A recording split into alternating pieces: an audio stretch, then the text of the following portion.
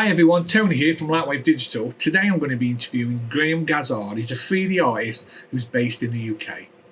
Hi Graham, thanks for giving your time up for today. Thanks for having me.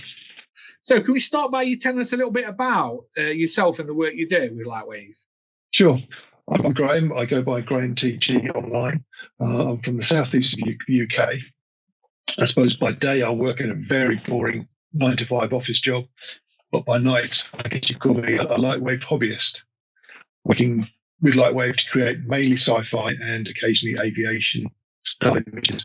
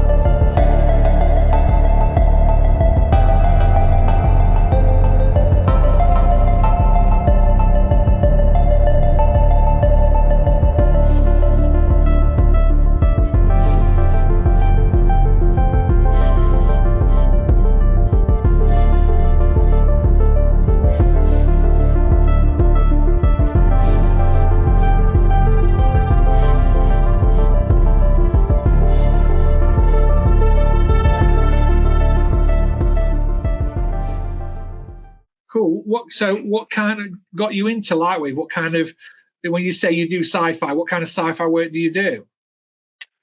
I'm very much influenced by the old school 70s, 80s sci-fi artists that were on the front covers of sci-fi books my dad brought home. Artists like Chris Foss, Peter Elson, all those guys. Mainly sort of bright colours and bright lights, and not your typical space scenes with stark lighting. But yeah, that's what drives me. It's the colour and the light. Cool. Do you have any? So when you say some of the old school, are we talking like Babylon 5 and stuff like that? Oh, definitely Babylon 5 was a big influence on me purchasing Lightwave. Certainly, I started out, I suppose, in 2007, where I had a brain hemorrhage. I was in hospital for a while, and then I had 4 months off work, and I was just bored out of my mind. So I thought I'd give it a go. I've never done any sort of art before. I've no skill with traditional art at all, but I am good with computers. So I went the route of, I went through Bryce and View 3D, and that's where I started. I started in Bryce, believe it or not. I think a lot of people started in Bryce. I love Bryce. I did. My PC wasn't powerful enough, so it took forever to do anything. And to be fair, the user interface for Bryce just did my head in. I couldn't work out how it worked. As we said, Babylon 5 and Voyager were a big influence. I knew Lightwave was used then. And I literally just thought, I wonder how much it costs. And I had a look. It was reasonable. So I bought Lightwave 10, was my first version. Cool. And haven't looked back, really. So, yeah, I mean, I think I mentioned, because I mentioned this in another interview, I started on Lightwave 7. And when I was a tutor at the college, and I had a year to learn as much Lightwave as I can, because we were incorporating 3D the following year. So I kind of self-taught over a year to incorporate it. So I started on 7, and I think it was like 8 when we started teaching and stuff. But it just feels like a million miles away now. So with your work as well, your sci-fi work, so you choose, like I said, Babylon 5, Battlestar Galactica, things like that. So the style itself, where does that come from then? Do you know the styles? Because obviously your work's very. I think it's brilliant. It's very dynamic. Some of the stuff. So where does that actually come from? Is the influence behind it? The influence is definitely the old sci-fi artists, Chris Foss, as I said, Peter Elson, Fred Gambino, who's working today. He's really good with the colours and lights as well.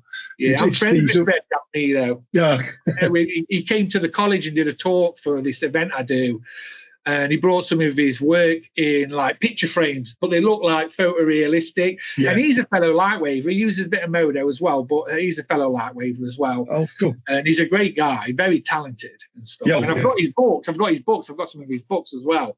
Have you read his novel? I've got it. I've not read it. I signed up straight away. I'm just thinking there could be a film there for him. I'm hoping somebody will pick it up for him.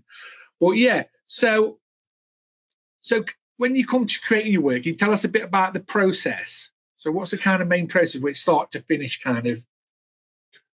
I very rarely start with an idea in my mind of what I want to do. It's pretty much it's a very organic process. I normally start with the background. I either create the background in Photoshop, or more recently I've been trying to do everything in camera in Lightwave. So I tend to use a brightly coloured backdrop, totally non-space related, sort of like oranges and blues.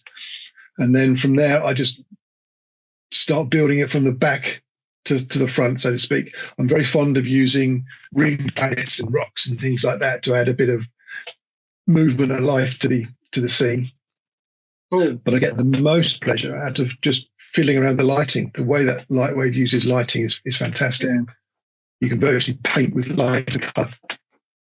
Yeah, there's lots of options. I mean, obviously, it's been kind of 2 years coming up to now that we've purchased Lightwave, and obviously there's lots of changes, and there's still lots of plans. So, is lighting your favourite function? So, going looking at lighting, I always like to know what favourite tools or functions people like or go to. So, is yours lighting? Would you say? It's like definitely. To be fair, my settings are really simple.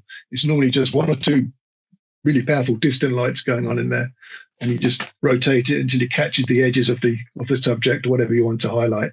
It's brilliant, really, really good. Cool. Do you sell your art at all? I don't. I don't really do commissions. I've sold a few book covers, a few album covers. I've got one guy who wanted an image to put on his drum head for his drum kit, which was quite fun.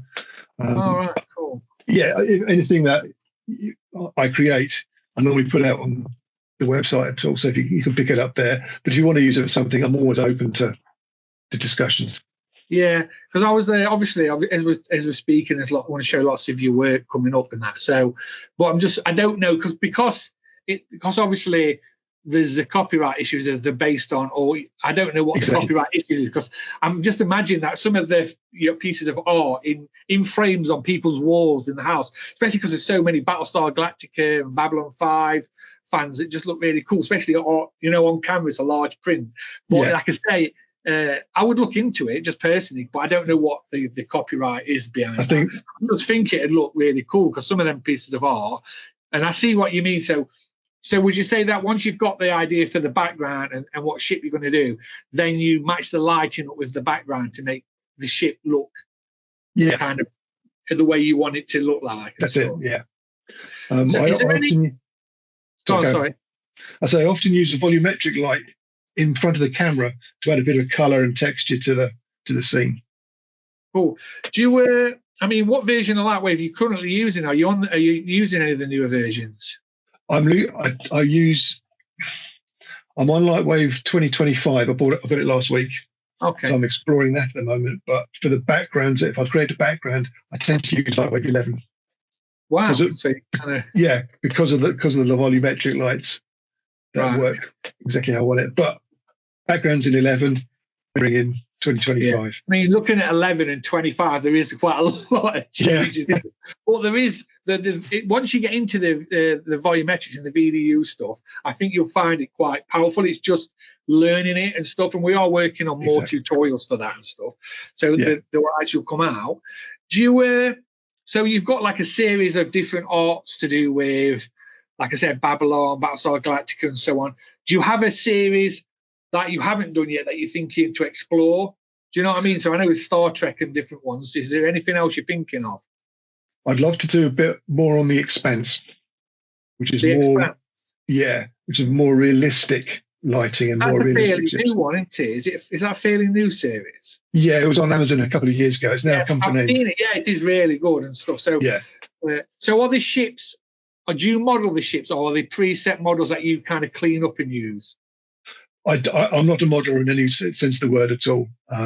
I've built up some really good relationships with some very good modelers who kindly lend me their work. Otherwise, it's literally just picking up all the stuff from Turbo Squid and CG Trader. Yeah. Cool. So going forward, you say you've got like a normal 9 to 5 job. Have you ever thought of maybe trying to get into the 3D industry yourself, or do you think you're happy with the hobbyist and the job? I think I'm happy with the hobbyist. I find if I do get a commission or do get asked to do something, I find it very constraining. I can't work that way. You can't explore because they want a certain thing. You can't really explore. You know what I mean? Express what you want to kind of do. I kind of get that. I think it's the same with any kind of design. If a client wants a certain thing, you've got to give them what they want, ain't you? You can't say, "Oh, I'll just change it completely." But yeah, I mean, is there any tools in Lightwave that you would like to see? Is there anything you think, "Oh, I'd like to see maybe this added or that added"? To be honest, no. I'm just really happy it's being developed again, to be honest. And I'm loving exploring all the new stuff. The Toon Shader I'm looking at the moment is blowing my mind, but it's going to be. There's lots and lots of plans for that, and the good thing with that as well is that's actually come from beta testing from anime companies. So we have a series of anime companies who do the beta testing, and they say to us, "This is what we want," and we do it because it's important. But it's not just for anime; it can be used for lots of different things. But so there's lots of plans for that to kind of build on, because this is like version 1, and we love it, and we can see the power of it, and it's just going to get better and better. Yeah. Okay, Graham, we've come to the end, so I'd just like to thank you for your time again. You're welcome. Thanks for having me.